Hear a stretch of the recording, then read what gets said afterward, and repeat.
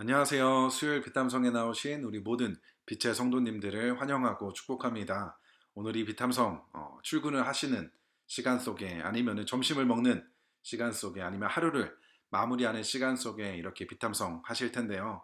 오늘 또 좋으신 하나님의 말씀을 함께 공부하면서 또 우리의 삶을 돌아보고 또 하나님의 은혜를 기억할 수 있는 시간이 되었으면 좋겠습니다.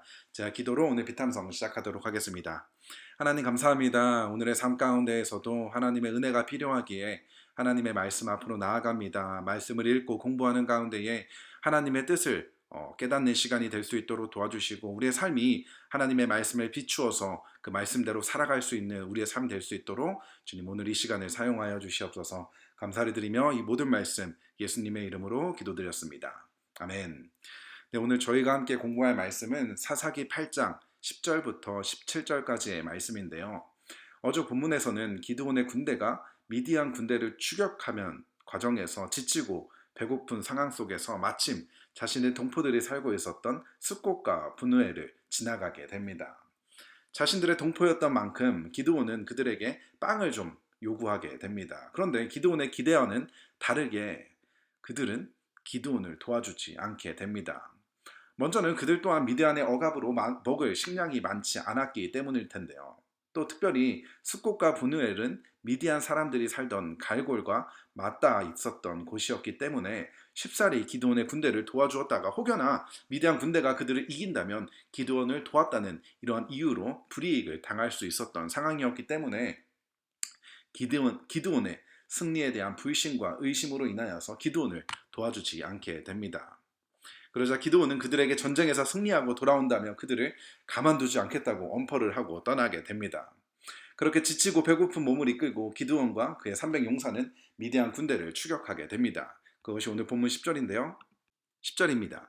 그때 세바와 살문나는 겨우 15,000명의 군대를 데리고 갈골에 진을 치고 있었다.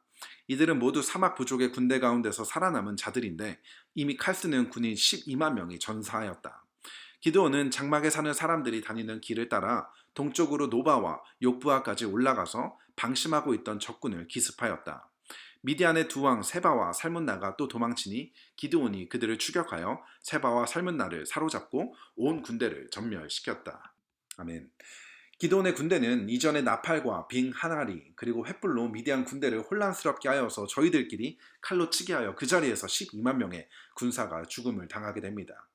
하지만 세바와 살문나는 나머지 15,000명의 군대를 데리고 자신의 아지트인 갈골에 진을 치게 됩니다. 그들은 자신의 진영에 왔기 때문에 이곳은 안전할 것이라고 착각을 하며 방심하고 있었던 것이죠. 그럼 그들을 기드온은 끝까지 추격하여서 그들을 기습하고 미디안의 두 왕인 세바와 살문나를 사로잡고 나머지 모든 군대를 전멸시키게 됩니다. 그런데 사실 12만 명의 군대가 죽었다 하더라도 여전히 이들은 15,000명의 군대를 가지고 있었던 것입니다. 기드온의 300용사와 비교했을 때 여전히 50배나 되는 군사력이었던 것이죠. 절대 이길 수 없는 불가능한 일이었지만 주님께서 그들과 함께 하셨기 때문에 기드온과 함께 하셨기 때문에 그들은 미디안의 군대를 이길 수 있었던 것입니다. 그렇게 미디안의 두 왕을 제외한 모든 군대를 전면시키고 세바와 살문나를 생포하게 됩니다. 그리고 이어서 13절을 보게 되면 요아스의 아들 기드온이 헤레스 비탈길에서 전쟁을 마치고 오다가 숫곳 사람 젊은이 한 명을 포로로 잡아서 캐 물으니 그 젊은이가 77명이나 되는 숫곳의 지도자들과 장로들의 명단을 적어 주었다. 아멘. 기드온은 미디안 왕 세바와 살문나를 데리고 돌아오는 길에 다시 숫곳을 지나가게 되는데요. 그러던 중 숫곳 한 사람을 사로잡아 그를 신문하여서 이전에 기드온의 떡을 달라던 그 요구를 거절한 주요 인물들의 명단을 받게 됩니다. 그렇게 이러한 명단을 받은 기드온은 숫곳에 이르게 되는데요. 15절입니다. 기드온은 숫곳에 이르러 그곳 사람들에게 말하였다. 여기 세바와 살문나가 있다. 너희는 나에게 우리를 보고 당신의 지친 군대에게 빵을 주라니 세바와 살문나가 당신의 소나기에 들어가기라도 하였단 말이오 하면서 나를 조롱하였다. 기드온은 그 성읍의 장로들을 체포한 다음에 들가지와 찔레를 가져다가 숫곳 사람들을 응징하였다. 그리고 그는 분우엘의 망대도 헐고 그 성읍 사람들을 죽였다. 아멘. 기드온은 자신을 돕기는커녕 자신을 비아냥 되었던 숫곳 사람들의 조롱을 다시 한번 되갚아 주게 됩니다. 그리고 이전에 말했던 대로 그들을 들가시와 찔레로 응징을 하게 되고 분우엘도 마찬가지로 그들의 망대를 헐고 그 성읍 사람들을 죽이게 됩니다. 이번 사사기 8장을 함께 공부하면서 이전에 6장과 7장에서 등장했던 기드온의 모습과는 전혀 다른 모습을 우리는 발견할 수가 있는데요. 포도주 틀에서 몰래 미리삭을 타작하던 기드온의 모습은 온데간데 없고 자신을 돕지 않았던 자신의 동포를 자비 없이 응징하고 죽이는 기드온의 모습을 보이게 됩니다.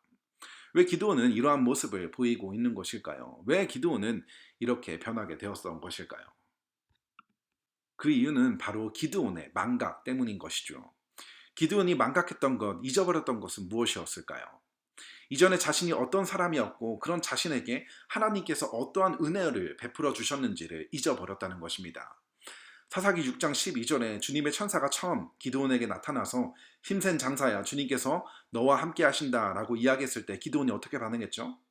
주님이 함께 하시는데 왜 자신들은 이러한 어려움을 겪게 되냐고 의심의 목소리를 내게 됩니다. 이것을 시작으로 천사가 기드온에게 미디안 사람들을 너의 손에 넘겨주었다. 너는 이스라엘을 구원하라.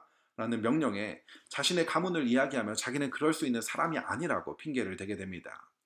그리고 천사가 주님께서 반드시 너와 함께 하실 것이라고 이야기하지만 기드온은 여전히 불신의 마음을 가지고 오히려 천사에게 증거를 보여달라고 이야기를 합니다.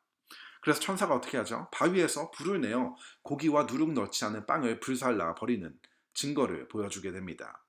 하지만 여기서도 그의 의심과 불신은 사라지지 않고 양털 뭉치를 이야기하면서 한 번은 양털집 뭉치에만 또 한 번은 양털 뭉치를 제외한 모든 곳에 이슬을 적게 해달라고 요구합니다. 그리고 하나님께서는 그의 터무니없는 요구에도 그를 나무라지 않으시고 그의 요구를 신실하게 들어주십니다. 그리고 지난주 말씀이었죠. 7장에서 미디안을 치기 직전에 하나님께서는 기드온의 마음에 여전히 승리에 대한 하나님께서 도우신 것이라는 마음에 대한 불신과 의심의 마음이 있었다는 것을 알고 계셨기 때문에 하나님께서는 기드온으로 하여금 미디안 사람들의 대화를 듣게 하셔서 하나님께서 정말 미디안 사람들을 자신의 손에 넘겨주셨다는 것을 알게 해주십니다. 어쩌면 기드온만큼 의심 많은 사람도 없을 것입니다. 하지만 하나님께서는 그런 기드온을 어떻게 대하셨죠? 아이를 대하듯이 그의 불신과 의심의 마음을 사그라들어 주시고 확신과 믿음을 가질 수 있도록 계속해서 은혜를 베풀어 주셨습니다. 그런데 개구리 올챙이적 생각 못한다고 기드온은 자신의 승리를 향한 불신과 의심의 마음을 품고 있었던 숫곳과 분우엘 사람들을 긍휼히 여기지 못하고 자신을 돕지 않았던 그들을 응징하고 죽이게 됩니다. 기드온의 이러한 행동은 그리고 이스라엘 백성들을 포함한 우리 모두의 어리석음을 보여주고 있는 것이죠. 하나님께 받은 은혜와 사랑을 금세 잊어버리고 자기의 잘못과 부족함에는 그렇게 관대하면서 다른 사람들에게는 엄격한 잣대를 들이대는 만행을 저지르게 된다는 것입니다. 다른 누군가를 정죄하고 판단하기에 앞서 나의 더럽고 추악한 모습을 생각해 본다면, 그리고 그런 나에게 베풀어 주신 하나님의 은혜와 사랑을 생각한다면 다른 사람을 판단하거나 정죄할 수 없게 된다는 것입니다. 물론 숫곳 사람들과 분우엘 사람들이 보인 태도는 기드온에게로 하여금 섭섭하기도 하고 화가 나기도 한 일이었죠. 하지만 그럴 때일수록 기드온은 자신의 연약함, 자신의 부족했던 이 지난 날을 돌아보며 그러한 자신에게 베풀어 주신 하나님의 은혜를 기억하고 있었어야만 했던 것입니다. 우리가 하나님께 받은 사랑과 은혜가 무엇이었죠? 우리가 여전히 죄인이었을 때에 하나님께 전혀 사랑스럽지 않고 하나님의 사랑과 은혜를 받을 자격이 조금도 없었던 우리였지만 우리를 사랑하셔서 어떤 일을 하셨죠? 예수님을 십자가에 달려 죽게 하셨다는 것입니다. 이 사실을 우리가 기억하게 된다면 다른 사람들을 향한 정죄의 마음을 가질 수는 없다는 것입니다. 혹시 내 마음을 불편하게 하고 서운하게 하고 더 나아가 나를 화나게 만드는 사람이 혹시 있다면 오늘 말씀을 함께 기억하면서 자격 없는 우리가 받은 사랑과 은혜를 다시 한번 생각하면서 그 사람들을 향한 긍휼의 마음과 사랑과 용서의 마음이 우리 안에 새롭게 자라날 수 있었으면 좋겠습니다. 자, 기도로 오늘 비탐성 마치도록 하겠습니다.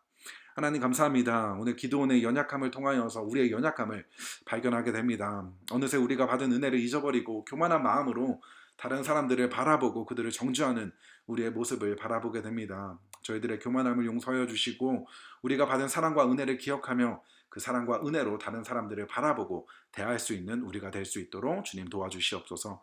감사를 드리며 이 모든 말씀 예수님의 이름으로 기도했습니다. 아멘.